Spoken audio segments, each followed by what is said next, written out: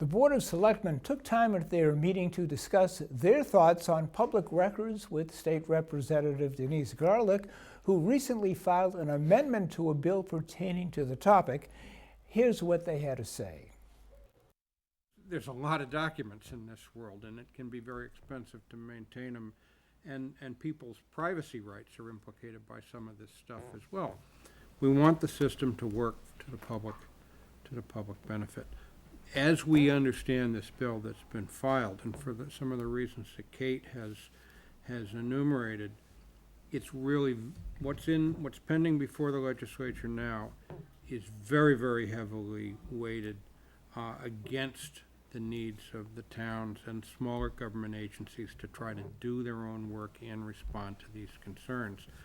We're also concerned about fraud or misrepresentation that can occur, especially where the requirement in the bill is that all public records, which might be a PDF and therefore a fairly secure document, have to be converted to an ASCII file, which could then be manipulated or altered for any kind of misrepresentation or even a criminal intent.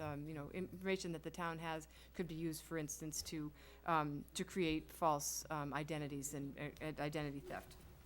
To me, this amounts pretty much like a document dump when someone can just say, here's everything we need. There's no real filter, and it will take time. It's going to take, as you heard, staff time and money. And, in the private legal system, you have, an unduly burdensome type of standard test. You say, that's unduly burdensome if discovery. There doesn't seem to be that test, and this would be unduly burdensome, I think, to the town. The ASCII conversion, I think, is big. That's basically making everything text format, which a lot of the stuff we have is not in text format. All of us are not afraid to provide the information, but give us a reasonable amount of time. Allow the request not to bog down and stall the ability for government to provide the function that government is in place to provide.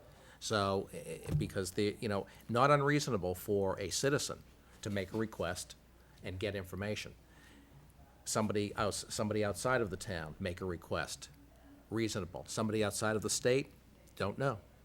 And again, I wouldn't want to penalize somebody outside of the state. By the same token, again, looking at our ability to provide the information. The thing that is most helpful in an issue like this, and Needham has taken the lead on other issues like this, and made a major difference in a very short term, is the thing that I believe Needham does best. We dot our I's and we cross our T's. The examples that you can provide of how this bill may have unintended consequences will lead us to crafting better language. When I said time is elastic, I do believe this bill is coming for a vote next week, which sounds like a short time. It's also a very long time in which there can be a great deal of input before we see the final language. So I will be having that meeting tomorrow, and I'm depending on the extraordinary expertise on our Board of Selectmen and with our town manager to give me the best input to give to the chairman of that committee.